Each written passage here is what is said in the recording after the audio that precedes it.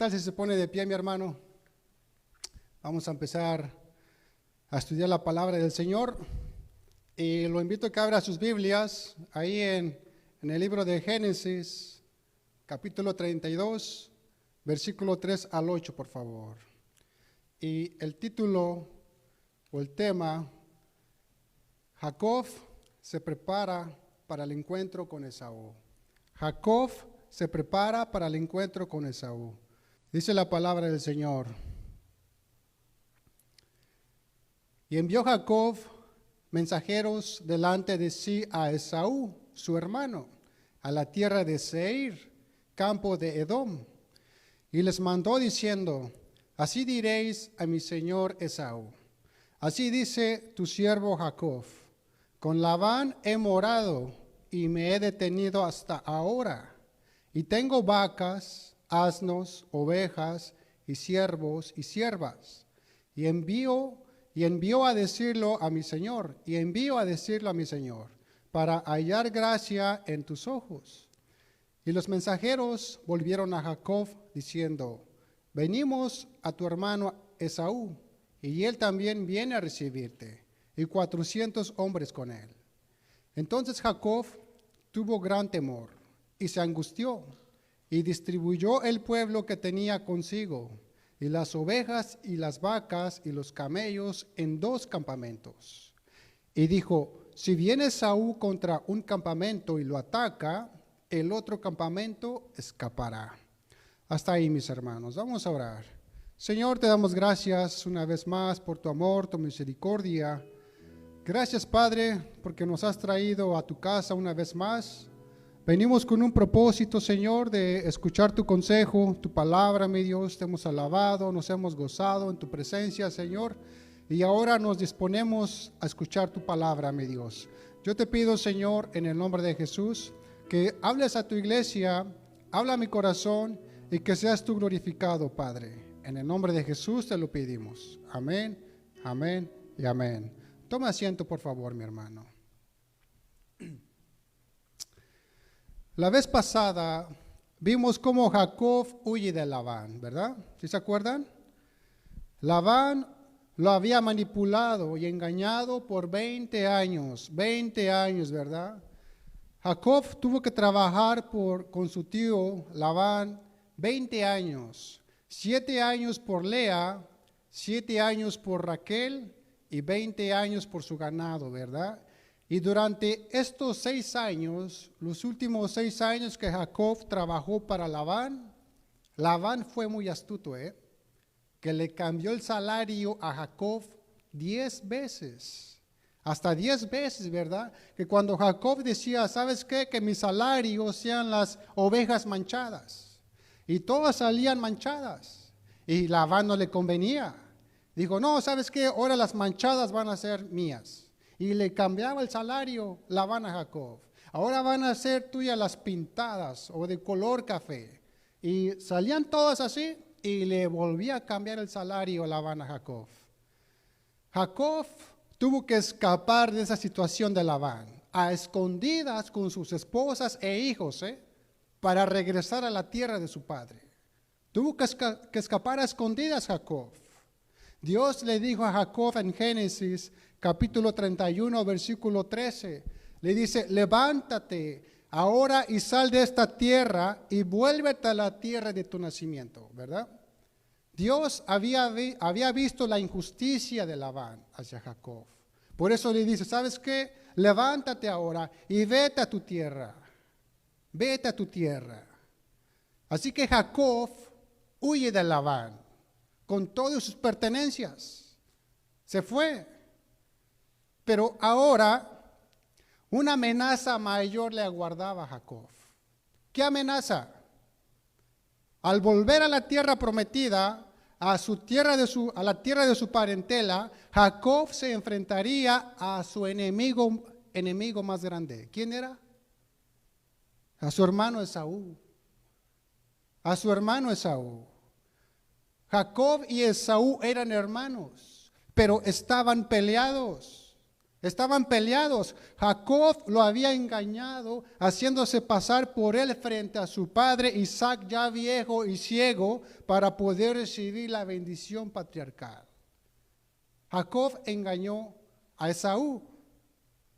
Esaú prometió matar a su hermano. ¿Qué le dijo Rebeca a Jacob? ¿Sabes qué, mi hijo? Vete, porque si no, los voy a perder a los dos en un mismo día. Por eso Jacob tuvo que huir de su tierra, huir de Esaú.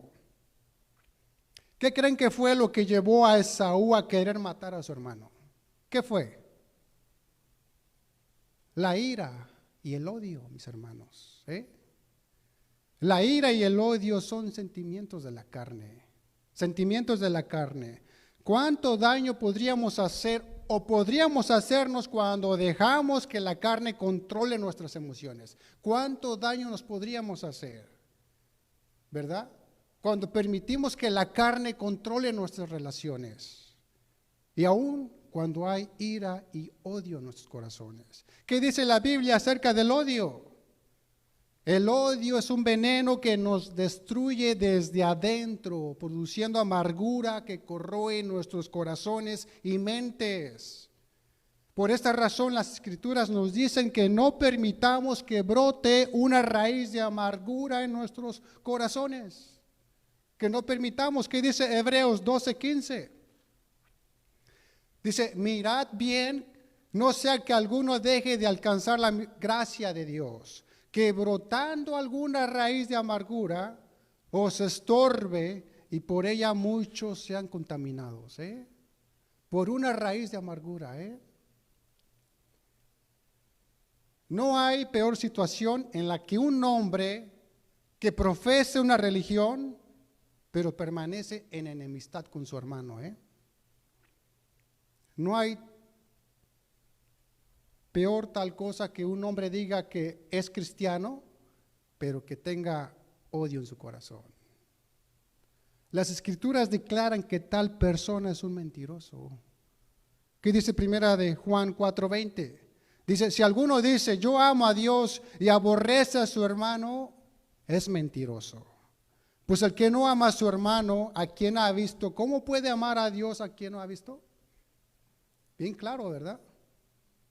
¿Cómo puedo yo amar a mi hermano si digo que le odio? Que hay un sentimiento de odio en mi corazón. ¿Cómo puedo decir que amo a Dios si aborrezco a mi hermano? No puedo.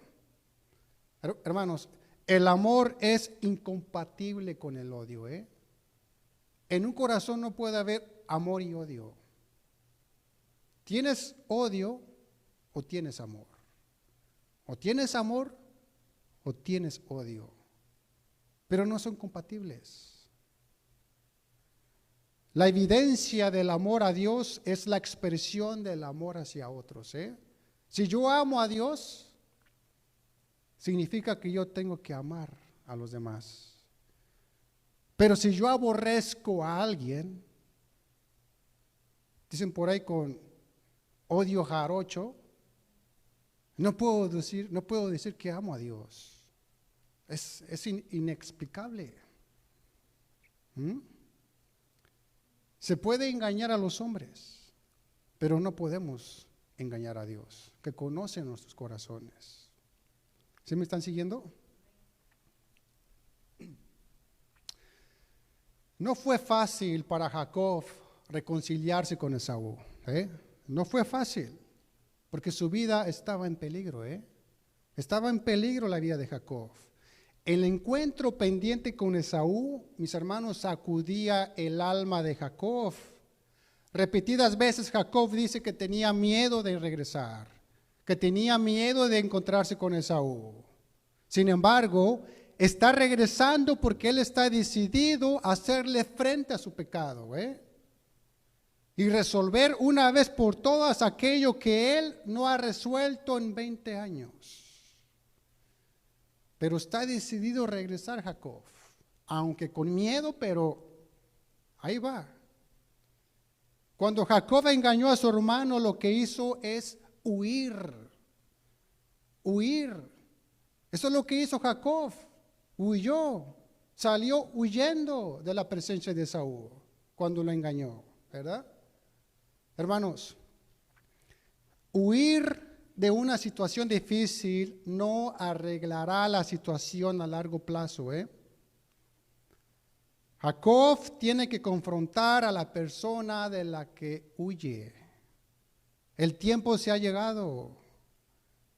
Jacob durante muchos años había estado huyendo de su pasado y ahora éste le había alcanzado. Sabía que sus artimañas y su naturaleza engañosa no lo llevarían a ninguna parte. Jacob está consciente de esto, de que ya no hay vuelta atrás. Tiene que enfrentar las cosas, Jacob. Usted sabe que el huir puede por algún momento librar a las personas de poder confrontar la realidad de su pecado. Por un momento el huir nos puede librar de confrontar a las personas que hemos dañado. Muchos cuando pecan lo que hacen es huir. En lugar de actuar de una manera responsable y asumir las responsabilidades y consecuencias. Mejor lo que prefieren es huir, ¿verdad? Hay personas que están huyendo de las consecuencias de su pecado. Se van a otro país, se van a otra ciudad, se esconden, se cambian de nombre, se cambian de iglesia, etcétera. Así hay muchas personas allá afuera que están huyendo de su pecado, huyendo. Por un tiempo, Jacob escapó de su hermano y pareciera que le fue bien en los Estados Unidos, Encontró trabajo, obtuvo mucho ganado, muchos siervos, tuvo grande familia, pero allá estando lejos, su pecado le alcanzó. Su pecado le alcanzó. Donde quiera que vayamos, nuestro pecado nos alcanzará. Muchas personas, todo lo que está pasando hoy en la política, van a regresar a su país. Y muchos salieron con problemas. Y el tiempo ha llegado de confrontar a esas personas que les hicieron daño. ¿Qué dice Números, capítulo 32, versículo 23? Dice, y sabed que vuestro pecado os alcanzará. Tarde o temprano nuestro pecado nos alcanzará, mis hermanos. Donde quiera que estemos. Si estemos en Estados Unidos, estemos en Canadá, o estemos en China, o en México, en Ecuador, ahí nuestro pecado nos alcanzará. Jacob estaba lejos de su tierra y pasó 20 años allá. Hasta allá su pecado le alcanzó. ¿Cómo era Jacob? Un engañador, manipulador. ¿Y qué encontró en aquella tierra? A alguien más listo que él, su tío Labán. Pagó por su pecado y ahora tiene que confrontar su pecado aquí. Hermanos, lo mejor que podemos hacer ante el pecado, ¿sabe qué es? No pecar. No pecar. ¿Qué dice primera de Juan 2:1? Dice, hijitos míos, estas cosas os escribo para que no pequéis. Y si alguno hubiere pecado, abogado tenemos para con el Padre, Jesucristo el justo. ¿Qué es lo mejor? No pecar, mis hermanos. No pecar, eso es lo mejor. Esa es la recomendación que Dios nos da a nosotros. No pecar para que después no enfrentemos las consecuencias de nuestro pecado. El cristiano lo que puede hacer si se encuentra en una situación como la de Jacob es inmediatamente reconocer su pecado y confrontar las consecuencias de lo que se hizo. Eso es lo que podemos hacer como cristianos, confrontar las consecuencias de lo que hicimos, ¿eh? A lo mejor pecamos en aquellos tiempos sin Dios, pero ahora al Señor la vida es más fácil, más llevadera. Cuando una persona confronta las consecuencias y se humilla, dice la Biblia que el que se humilla será exaltado. ¿Qué dice Lucas 14:11? Dice, porque cualquiera que se enaltece será humillado y el que se humilla será enaltecido. ¿Y qué dice Proverbios 28:13? Dice, el que encubre sus pecados no prosperará, mas el que los confiesa y se aparta alcanzará misericordia. ¿Qué tenemos que hacer? Si hemos pecado, confesar nuestros pecados y apartarnos de ellos. Eso es lo que podemos hacer como cristianos, mis hermanos. Pero si no se hace eso, Dios permite que el pecado alcance a esas personas y entonces la vida les golpea, les golpea y les golpea. Más bien su pecado es el que les está golpeando una y otra vez, hasta que lleguen a un reconocimiento sincero. ¿Por qué vemos personas allá afuera caídas, que les va todo mal, que no tienen éxito en nada? Que donde quiera están pidiendo dinero, ayuda. ¿Por qué? Su pecado les está pegando hasta que no arreglen su situación. Personas que huyen del lugar, pero no se pueden ir del pecado y de sus consecuencias, mis hermanos. No podemos, no se puede huir toda la vida, No podemos huir toda la vida, ni tampoco podemos huir de Dios toda la vida. Amén. Qué paradoja, ¿no? 20 años, Jacob sale huyendo de Esaú para encontrarse con Labán. Y ahora Jacob sale huyendo de Labán para encontrarse con Esaú. Pero esta vez Jacob ya trae una resolución, Él ya sabe qué tiene que hacer. Ha llegado a comprender que mientras no resuelva su situación, mientras no confiese y no se reconcilie con su hermano Esaú, su pecado siempre lo perseguirá y no tendrá paz. Eso ya lo había experimentado Jacob. ¿Por qué le fue como le fue? ¿Por qué? Por su pecado. Por su pecado, mis hermanos. Hermanos, cuando tenemos que enfrentar luchas, no es fácil, No es fácil cuando tenemos que enfrentar nuestro pecado, a ponernos a cuentas. Jacob sabía que tenía que enfrentar a su hermano y eso conllevaba hasta perder la vida. Perder la vida. Y yo doy gloria por aquellos hombres y mujeres que realmente han fallado y ya han regresado a pedir perdón. Se han humillado delante de Dios y ya han regresado a pedir perdón con la persona que ofendieron. Pero para hacer eso se requiere valentía, las fuerzas de Dios, porque por tus propias fuerzas no puedes hacerlo. Por eso muchas relaciones se han roto. ¿Por qué? Porque han tenido problemas y nunca las han arreglado. Acompáñame a Génesis, capítulo 32, versículos del 1 al 2, por favor. Génesis 32, 1 al 2.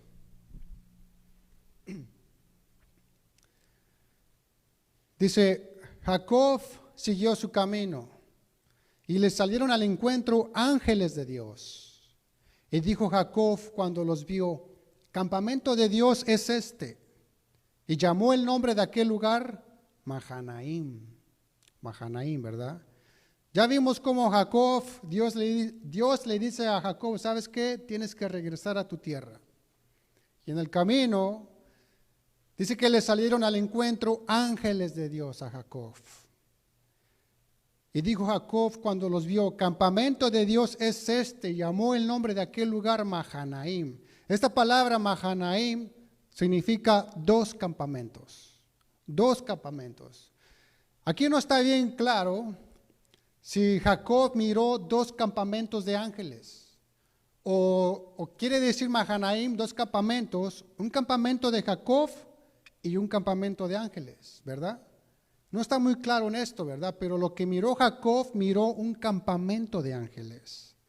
Literalmente, Jacob observó que no estaba solo, Tenía a su lado un campamento de ángeles. Dios le demostró un campamento de ángeles a Jacob.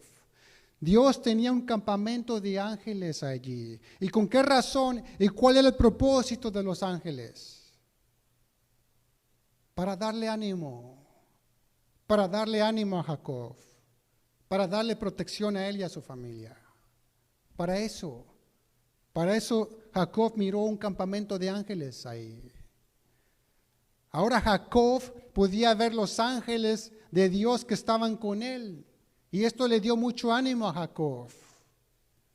Y es que los ángeles de Dios, hermanos, nos encuentran en el polvoso camino de la vida diaria, Los ángeles de Dios. Los ángeles nos encuentran puntualmente en la hora de nuestra necesidad. Los ángeles de Dios vienen en la hora que necesitamos, mis hermanos. Que si no fueran por los ángeles de Dios, yo y usted no estuviera aquí.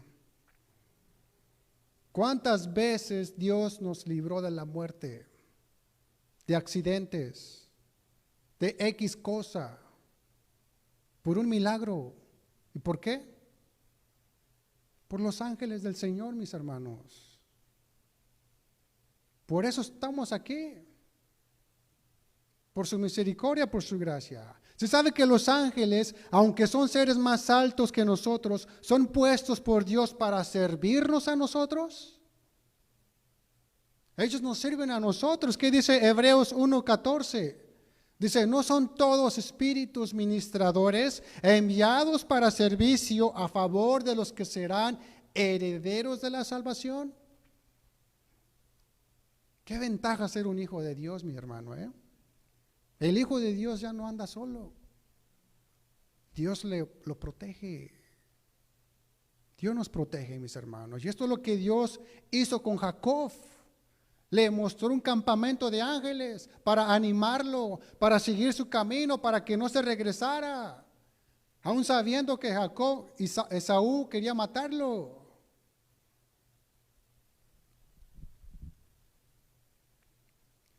Jacob sabía que ahora tendría que tratar con Esaú, su hermano, en contra de quien había pecado lastimosamente en el pasado. Y acá está, donde él sabía, Esaú quería matarlo. Quería matarlo. Pero Jacob estaba decidido a buscar la paz. A buscar la paz. A dar el primer paso para establecer una relación. ¿Y qué ejemplo, ¿Y qué ejemplo nos está dando aquí Jacob?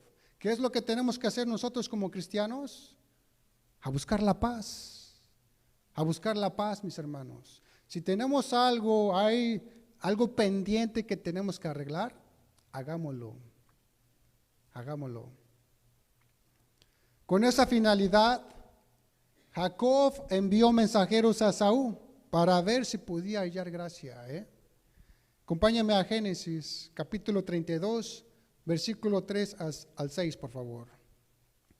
Génesis 32, 3 al 6. Dice, y envió Jacob mensajeros delante de sí a Esaú, su hermano. Recordemos que ya iba a encontrarse con Esaú a la tierra de Seir, campo de Edom.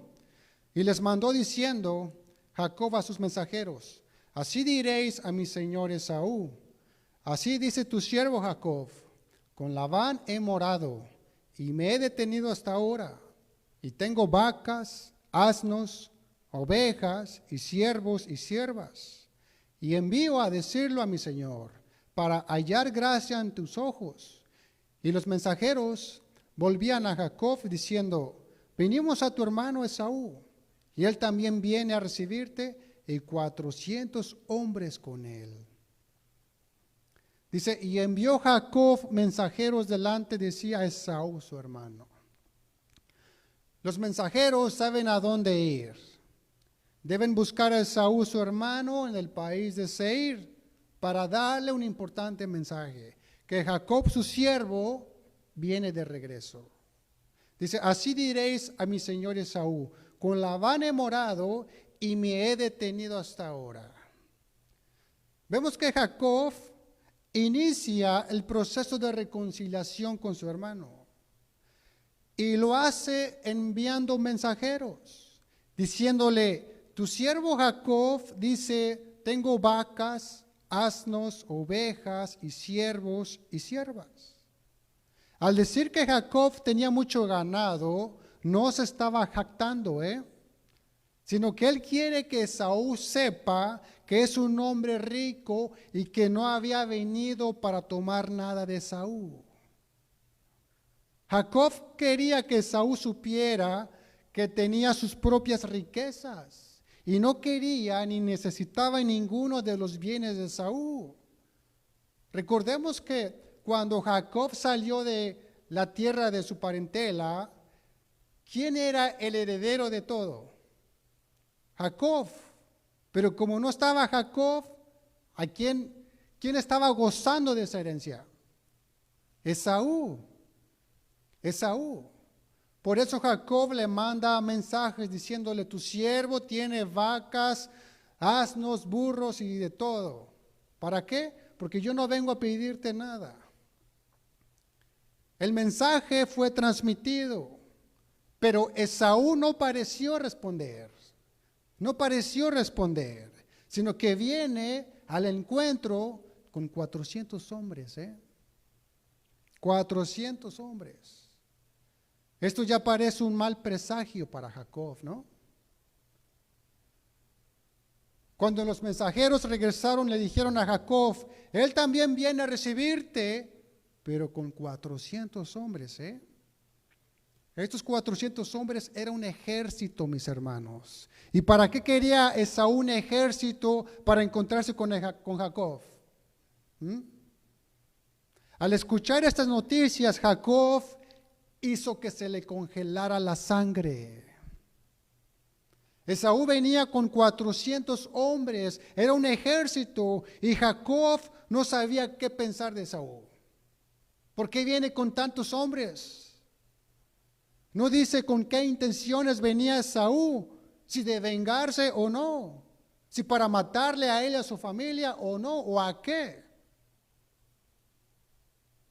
Pero Jacob tuvo gran temor. ¿Y qué pasó? Se angustió mucho, se angustió. Esto provocó que Jacob, lleno de susto, miedo y angustia, ¿qué dice en el versículo 7 al 8? Dice, entonces Jacob tuvo gran temor y se angustió. ¿Y qué hizo Jacob? Y distribuyó el pueblo que tenía consigo, y las ovejas y las vacas y los camellos en 2 campamentos. Y dijo, si viene Esaú contra un campamento y lo ataca, el otro campamento escapará. Ahí empieza Jacob ya a pensar, Ya comienza a pensar Jacob. Jacob pudo fácilmente confrontar a Labán, mis hermanos. Esto era porque Jacob sabía que él estaba en lo correcto, ante Labán. Pero con Esaú era algo totalmente diferente con Esaú. Él sabía que estaba en lo incorrecto con Esaú. ¿Quién había fallado de Jacob y Esaú? Jacob. Por eso tenía miedo de encontrarse con su hermano Esaú. Jacob ya no podía volver a Labán. No podía permanecer donde estaba. Y avanzar significaba encontrarse con Esaú. Y posiblemente encontrar la muerte. ¿Y qué hace Jacob? ¿Qué pasa con su fe? Flaquea. Y elabora una táctica común. ¿Qué hizo?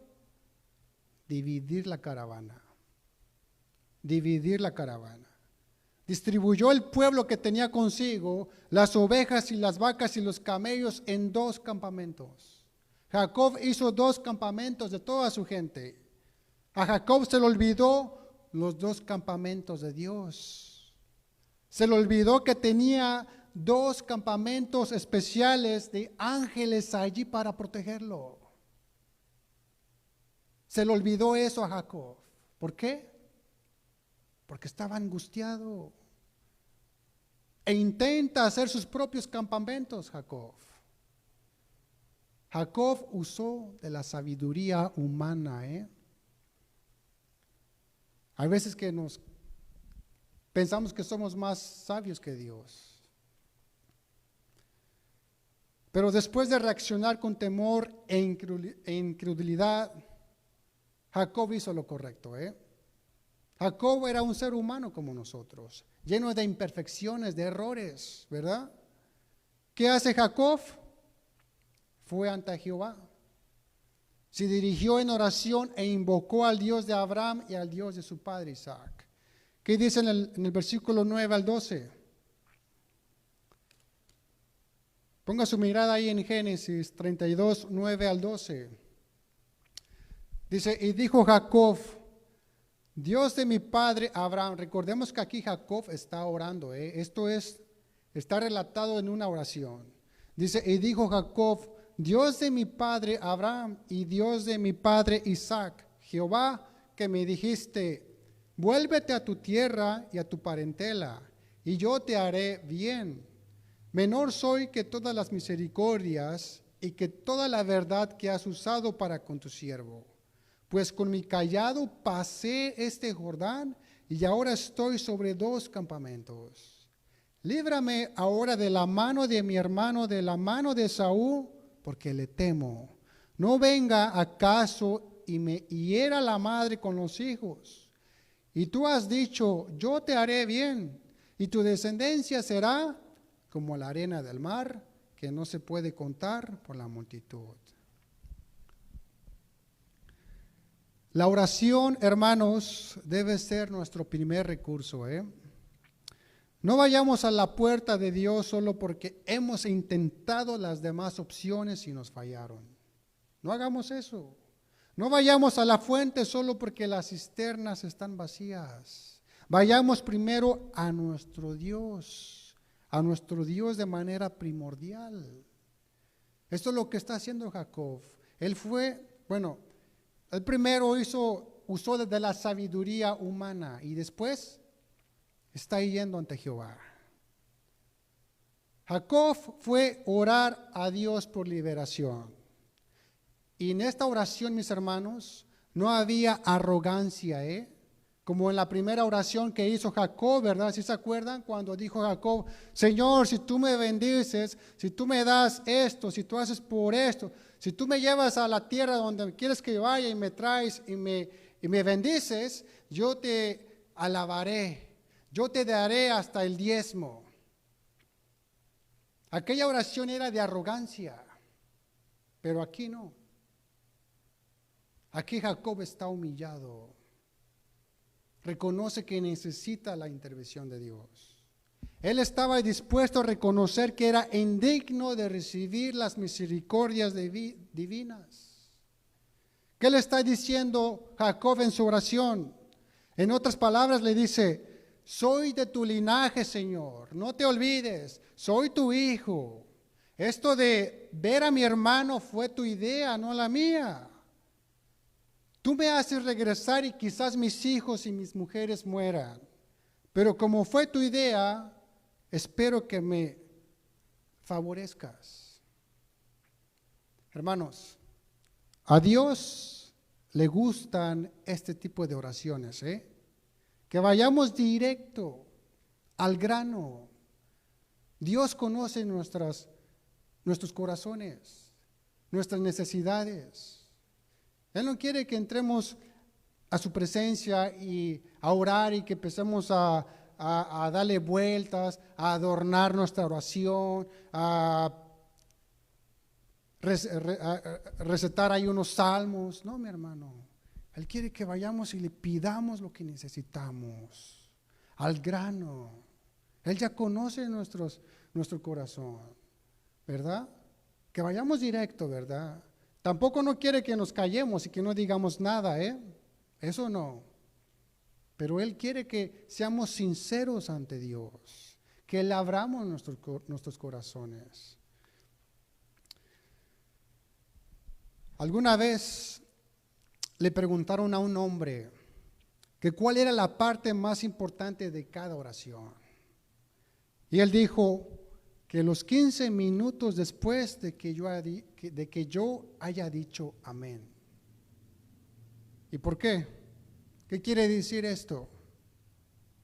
Que no importa qué buena fue la oración de Jacob, se verá su fe en lo que hace después de la oración, ¿eh? Jacob acababa de orar a Dios, pero realmente aún no había aprendido a confiar en Dios, porque continuó haciendo sus propios preparativos. O sea, fue a orar a Dios, se levanta y sigue con la sabiduría humana. Y me temo con frecuencia, mis hermanos, ante situaciones difíciles nosotros obramos de la misma manera. Al orar mencionamos a Dios nuestras cargas y preocupaciones, pero apenas acabamos de orar y volvemos a colocar cada una de nuestras cargas sobre nuestras espaldas y perseguimos nuestro camino soportando su peso. ¿O no es así? Aquí oramos, nos levantamos y como si no hubiéramos orado, seguimos cargando esas preocupaciones, esas cargas. Llegamos al altar con nuestras cargas, las ponemos a un lado, acabamos de orar y agarramos la mochila y otra vez nos las ponemos en la espalda.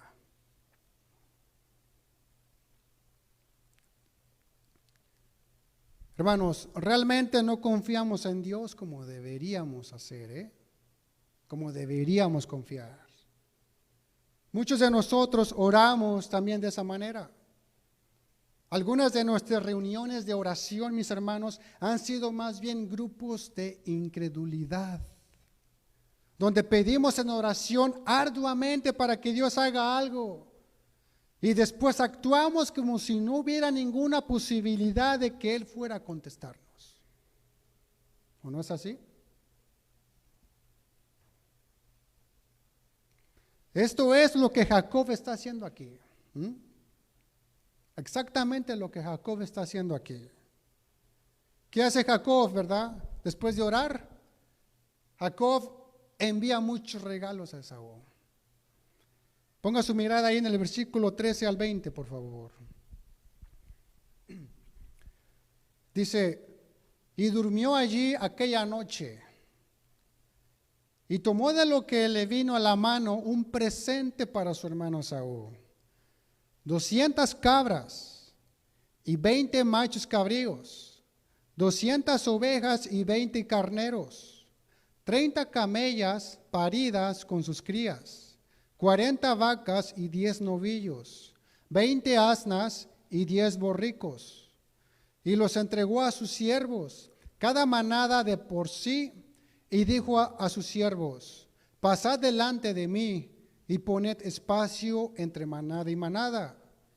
Y mandó al primero diciendo, si Esaú mi hermano te encontrare y te preguntare diciendo, ¿de quién eres? ¿Y a dónde vas? ¿Y para quién es esto que llevas delante de ti?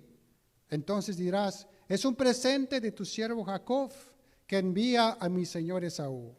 Y he aquí también él viene tras nosotros. Mandó también al segundo y al tercero y a todos los que iban tras aquellas manadas, diciendo, conforme a esto hablaréis a Esaú, cuando le hallareis, y diréis también, he aquí tu siervo Jacob viene tras nosotros, porque dijo, apaciguaré su ira con el presente que va delante de mí, y después veré su rostro, quizá le seré acepto. Dice, tal vez apaciguaré su ira. El regalo es generoso, muy generoso.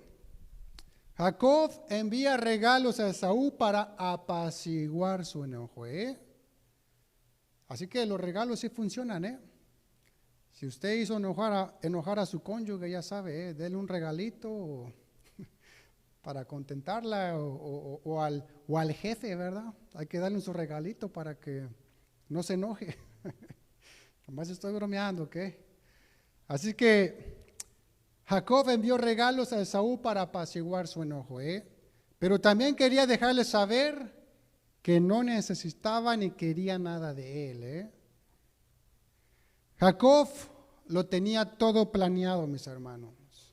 Dividió el ganado en 3 rebaños, con la idea de que enviaría uno primero y al tiempo de que Saúl se impresionara por eso, otro más iría y otro más vendría y después otro.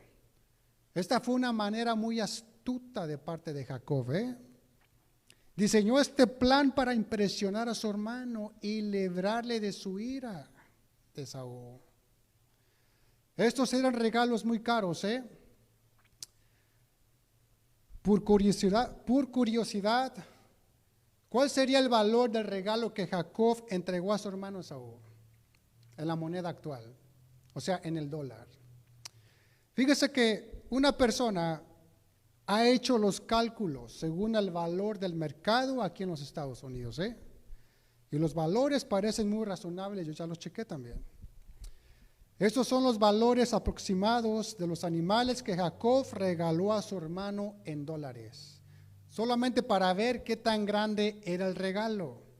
Dice que le dio 200 cabras, cada cabra $163. El total, $32,600. 20 chivos, 177 cada uno. ¿Cuánto es en total? $3,540. 200 ovejas, 340 cada uno, por todas $68,000. 20 corderos, 541 cada uno, por el total de los 20, $10,820. 30 camellas con sus crías, 15,000 a cada una, $450,000. 40 vacas, 700 cada una, $28,000 por las 40 vacas. 10 toros, 1,700 cada uno, $17,000. 20 burras, 1,500 cada una, $30,000.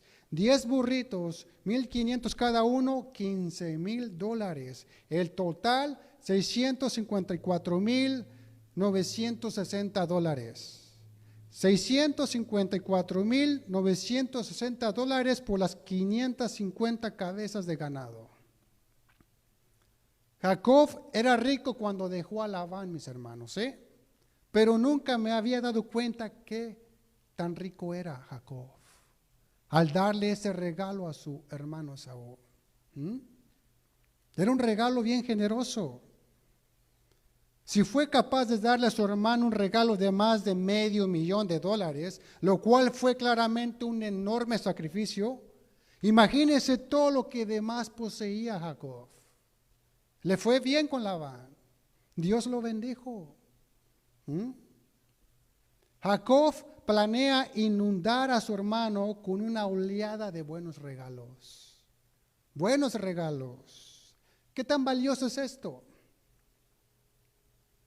¿Estás confiando en Dios o estás confiando en tus riquezas? Vemos a un Jacob angustiado, intentando de hacer cualquier cosa.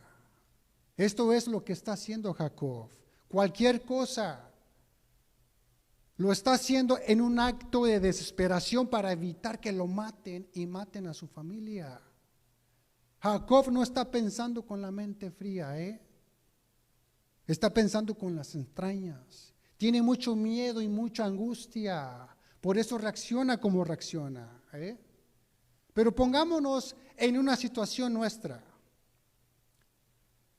Te encuentras en una situación problemática y tienes en las Escrituras la garantía de que Dios no te va a dejar sin nada. Él nunca te va a abandonar. ¿Y cómo determinas si debes hacer algo o no? Es decir, si tienes una crisis económica, pero Dios dice, no te preocupes, porque has de comer, has de beber y has de vestir. Entonces, ¿no haces nada de salir de la crisis? ¿Que al cabo confías en Dios? ¿O dices, eso es lo que Dios dijo, pero yo voy a hacer todo lo posible y me afano a salir adelante? ¿Cuál de las dos es correcta? ¿O ninguna de las dos? ¿Qué piensa usted? ¿Está haciendo bien Jacob o no? Está orando, Señor, líbrame, líbrame. Pero mientras me contesta y no sé qué va a pasar, déjame y le mando unos buenos regalos a mi hermano. Incluso Jacob ya tiene un plan. Ya tiene su gente en 2 campamentos, Uno adelante que va a recibir el contraataque y el segundo que se queda atrás lo divide por familias. ¿Qué dice Génesis 33, 1 al 2? Dice, alzando Jacob sus ojos, miró y aquí venía Esaú. Recordemos que ya Esaú se encontró con el primer campamento. Jacob se quedó con el segundo campamento. Dice, y los 400 hombres con él. ¿Qué hizo Jacob? Entonces repartió él los niños entre Lea y Raquel. O sea, en el segundo campamento se queda con su familia. Dice, entonces repartió él los niños entre Lea y Raquel y las 2 siervas. Y puso las siervas y sus niños delante. Y luego a Lea y sus niños. Y a Raquel y a José los últimos. Fíjese que cómo seleccionó a la gente. Esa fue una trauma para los hijos, mis hermanos. Para sus 11 hijos de Jacob, ¿verdad? Jacob manda primero por delante a las siervas con sus hijos, a las siervas. Luego a Lea y a sus hijos. ¿Y quién deja al último? A Raquel y a José, porque los amaba. ¿Cómo te sentirías tú si fueras un hijo de las siervas? Que tu papi te manda por delante a recibir el contraataque. ¿Cómo se sentirían esos jóvenes? Vienen a matarnos y tu papá te manda más allá adelante. Bueno, pues si te matan a ti, José todavía puede correr atrás, ¿no? El favorito de papá. En vez de que el papá diga yo voy por delante, no. Los manda a todos por delante, en orden de importancia. Y deja atrás a los que más ama. Y no eres tú. ¿Cómo te sentirías?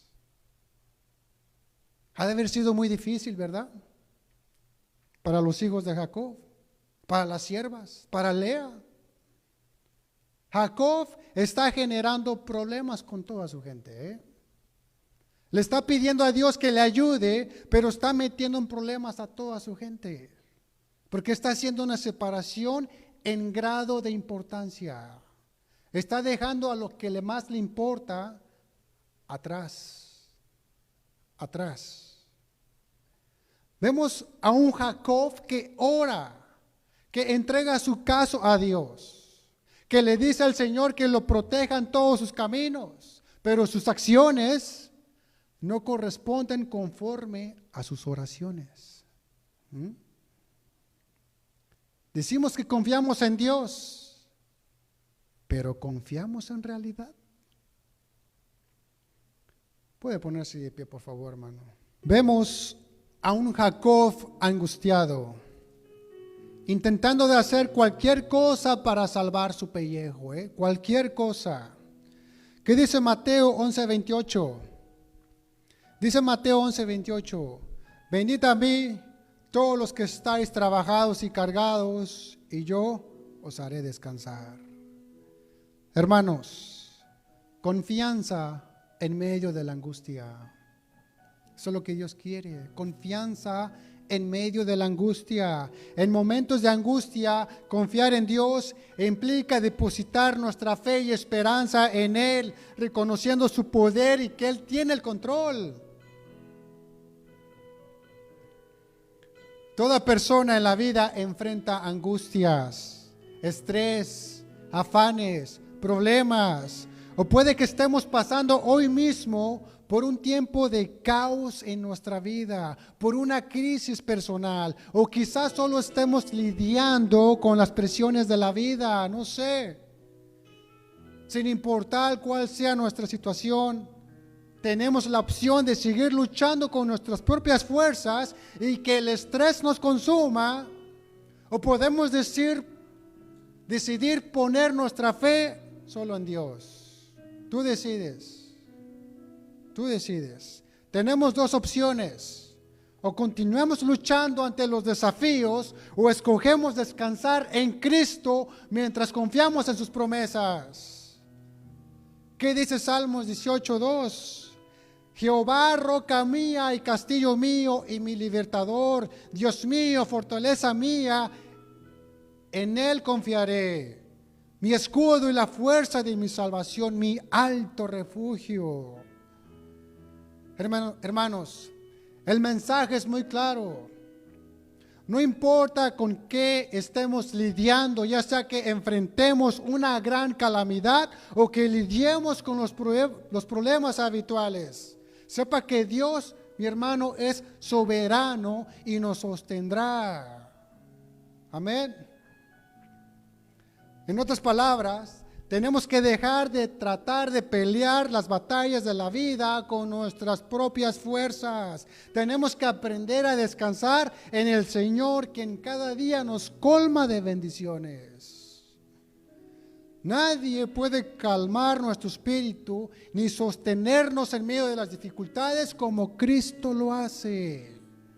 Que si Él es nuestro Señor, podemos vivir confiados. Juan 14:27 dice, la paz os dejo, mi paz os doy. Vamos a orar, mis hermanos, vamos a dejarla ahí. Vamos a pedirle el favor de Dios que nos favorezca al Señor.